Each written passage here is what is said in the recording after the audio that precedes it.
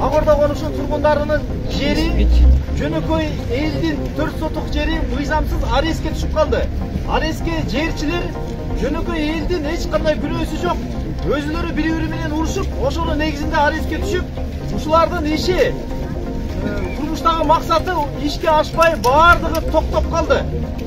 Бүгүн биздин айта турган сөз, эгерде президент Садыр Жапаровго жетсе, анда курултай ишке ашты деп ишенебиз.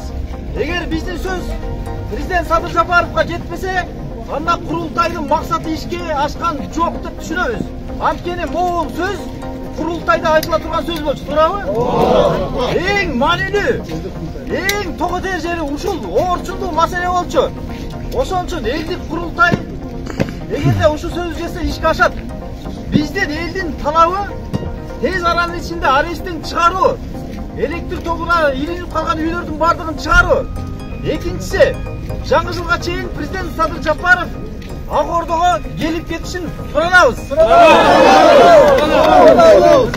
Дагы бир жолу айтайын, урматтуу президент, сизди Ак Ордого келип кетишиңизди суранабыз. Кыргыз Республикасынын башкы прокуратурасы реформа керек.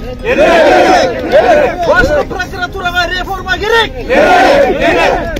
Жерчилер, жеки баштуу жерчилер качан соттолот, качан кармалат?